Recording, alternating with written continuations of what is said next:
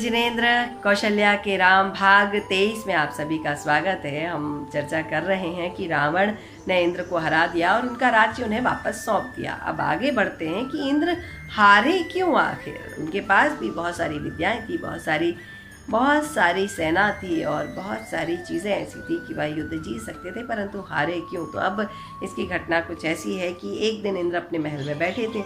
इसी बीच निर्माण सम्मक नामक रिद्धिधारी मुनिराज आकाश मार्ग से जा रहे थे। सो चलते चलते उन्होंने जिन मंदिर देखा उसकी वंदना करने के लिए वह आकाश से नीचे उतरे।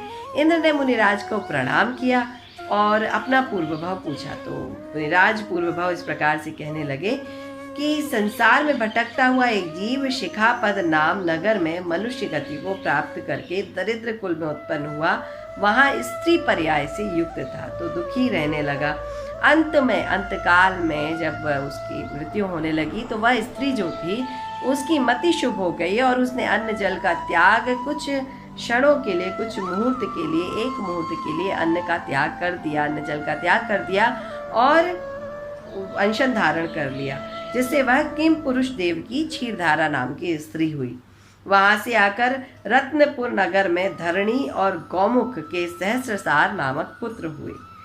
अब यहाँ से आगे जब घटना बढ़ती है तो वह वहाँ से उत्कृष्ट सम्यक दर्शन को प्राप्त कर लेते हैं, अरुण व्रत का धारण करते हैं। अंत में मरकर शुक्र स्वर्ग में देव हो जाते हैं।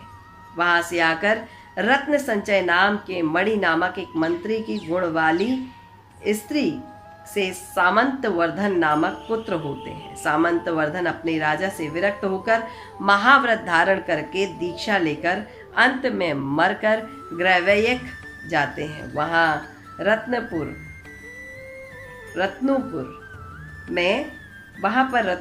नगर में सहस्रसार विद्याधर की रानी हृदय सुंदरी से इंद्र नाम धारण करने वाले पुत्र बनते हैं, जो कि आप स्वयं हैं। इतने सारे भवों में उन्होंने कई बार दीक्षा धारण की है, कई बार महाव्रत धारण किए हैं, तब कहीं जाकर वह इंद्र के समान वैभव प्राप्त कर सके। विद्याओं से युक्त हुए फिर भी वह शत्रु से हार गए, विषाद युक्त हैं। अब इसके पीछे भी उनके किसी एक भाव में उनकी एक छोटी सी त्रुटि है।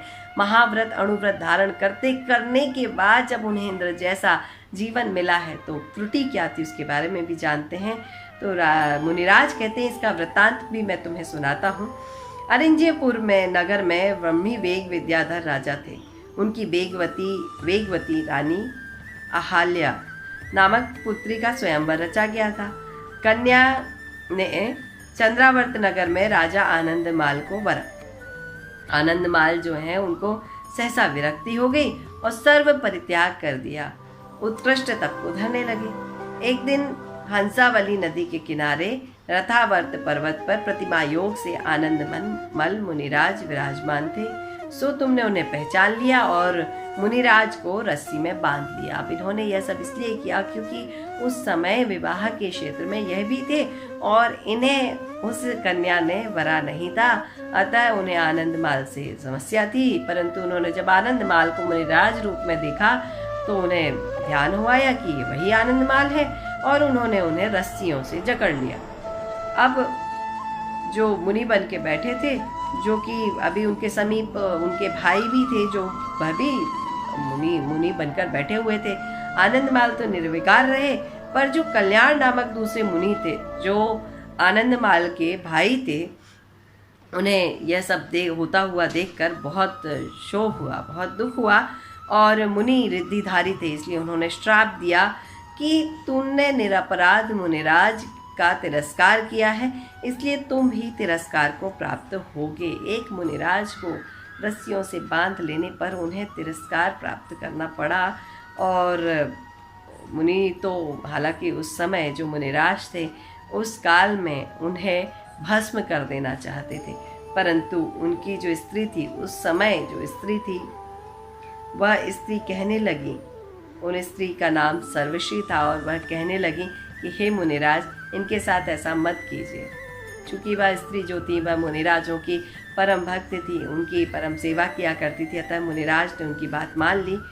इंद्र ने जब यह बात सुनी कि उन्होंने एक मुनिराज का अनादर किया था और उन्हें यह फल भोगना पड़ रहा है, इस बात को सुनकर उन्हें पूर्व भाव के सारे स्मरण हुआए और उन्होंने इंद्र ने रुतनुपुर में अपने पुत्र के लिए राज्य सौंप दिया और अन्य पुत्रों को लोकपाल इत्यादि बनाकर जैनेश्वरी दीक्षा धारण कर ली। देखिए, हम अपने मुनिराजों की कई बार अवहेलना कर देते हैं, कई बार हम उनके समक्ष होते हुए भी उनके आगे झुकने में, उनके आगे नमोस्तु करने में हमें समस्या होती है। हमें अपने मुनिराजों की, सभी मुनिराजों की प्रार्थना वंदना करनी चाहिए। जो कि पिछी और कमंडल वेशधारी जो मुनिराज होते हैं वह अत्यंत पुण्यशाली जीव हैं और उन जीवों की विराधना नहीं करनी चाहिए।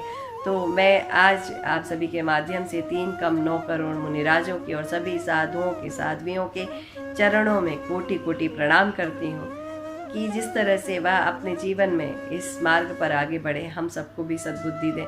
मुनि श्री क्षमा सागर जी के चरणों में कोटि कोटि प्रणाम, आचार्य श्री विद्यासागर जी के चरणों में कोटि कोटि प्रणाम।